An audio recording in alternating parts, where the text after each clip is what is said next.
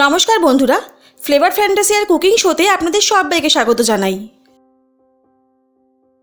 ইলিশ মাছ যেমন মাছের রানী, তেমনি কাতলা মাছ হলো মাছের রাজা। আর বাঙালিদের বাড়িতে প্রতিটা ঘরেই বলতে গেলে রুই বা কাতলা মাছ হয়ে থাকে। তবে এই কাতলা মাছের কালিয়া, ভাপা, পাতলা ঝোল এই রেসিপিগুলো তো আমরা হামেশাই খেয়ে থাকি। তাই আজকের রেসিপিটা একটু অন্যরকম। চটজলদি এবং খুব সহজেই আর খুব কম উপকরণে এই দুর্দান্ত স্বাদের রেসিপিটি বাড়িতে বানাতে চাইলে অবশ্যই পুরো ভিডিওটা স্কিপ না করে দেখতে থাকুন। তাহলে চলুন আজকের রেসিপি স্টার্ট করা যাক।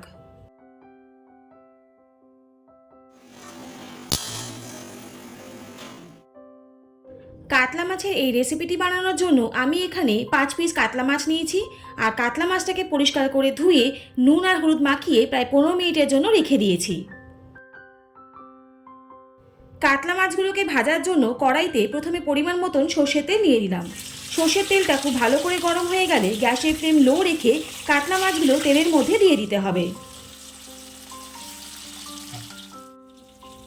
কাতলা মাছগুলো এক সাইড ভাজা হয়ে গেলে আমি অপর সাইডটা উল্টে দিচ্ছি। ঠিক এরকম করে প্রায় 7 থেকে 8 মিনিটের মতন কাতলা মাছগুলোকে দুটো সাইড খুব ভালো করে ভেজে নিতে হবে। দেখুন কাতলা মাছ দুটো সাইডই খুব ভালো করে ভাজা হয়ে গেছে। এবারে আমি কাতলা মাছগুলোকে কড়াই থেকে তুলে নিচ্ছি আর অন্য মাছগুলো ঠিক এইভাবে ভেজে নিচ্ছি। গ্রেভি বানানোর জন্য একটা পেস্ট তৈরি করতে হবে। তার জন্য একটা মিক্সিং জারে নিয়ে নিলাম 1 ইঞ্চি আদার টুকরো, 1 টেবিল স্পুন জিরে, 1 টেবিল স্পুন ধনে, 4 থেকে 5টা কাঁচা লঙ্কা, একটা মাঝারি সাইজে পেঁয়াজের টুকরো আর সামান্য অল্প পরিমাণ একটু জল দিয়ে সব কিছুর একটা মিহি পেস্ট তৈরি করে নিতে হবে। অন্যদিকে ওই মাছ ভাজা তেলের মধ্যে দিয়ে দিচ্ছি একটা বড় সাইজে স্লাইস করে রাখা পেঁয়াজ আর একটা বড় সাইজে স্লাইস করে রাখা টমেটো। পেঁয়াজ আর টমেটোটাকে তেলের মধ্যে প্রায় 3 থেকে 4 মিনিট ধরে ভালো করে ভেজে নিতে হবে, যতক্ষণ না পেঁয়াজ আর টমেটোটা নরম হয়ে যাচ্ছে। দেখুন প্রায় 5 মিনিটের মতন পেঁয়াজ আর টমেটোটাকে ভেজে নিয়েছি আর পেঁয়াজ আর টমেটোটাও বেশ নরম হয়ে গেছে। এরকম পর্যায়ে এর মধ্যে পেস্টটা দিয়ে দিলাম, যেটা তৈরি করেছিলাম আদা, জিরে, ধনে, কাঁচা লঙ্কা এবং পেঁয়াজ দিয়ে। টমেটো আর পেঁয়াজটাকে এই বাটা মশলার সাথে প্রায় 5 থেকে 7 মিনিট ধরে ভেজে নিতে হবে।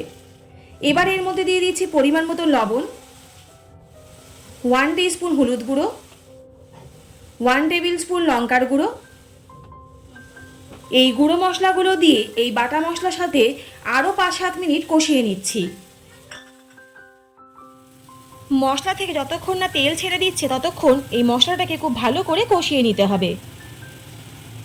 মশলাটা যাতে পুড়ে না যায় তার জন্য অল্প একটু মশলা ধোয়া জল দিয়ে দিলাম।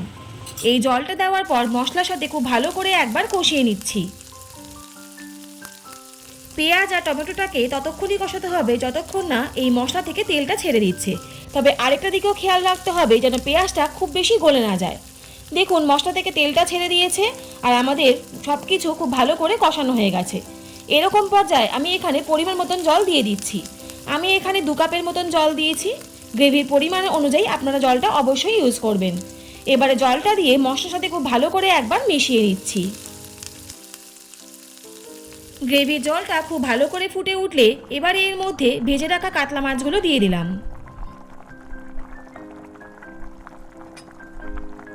মাছগুলো গ্রেভির সাথে একবার খুব ভালো করে মিশিয়ে নিতে হবে, যাতে মাছের মধ্যে মশলাটা খুব ভালো করে ঢুকে যায়।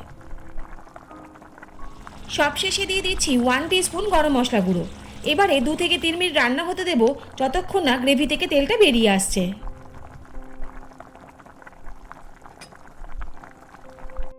তাহলে আমাদের আজকের রেসিপিটা আপনাদের কেমন লাগলো অবশ্যই কিন্তু কমেন্ট করে জানাবেন। আর যদি ভালো লাগে তাহলে চ্যানেলটা please like, share and subscribe করতে ভুলবেন না। আর পাশে থাকা বেল আইকনটা অবশ্যই প্রেস করে দেবেন, যাতে এরকম নিত্য নতুন রেসিপি আপনাদের কাছে সবার প্রথম চলে যায়। সবাই সুস্থ থাকুন, ভালো থাকুন। অনেক ধন্যবাদ পাশে থাকার জন্য। দেখা হচ্ছে নেক্সট কোনো এপিসোডে। ততক্ষণের জন্য টাটা।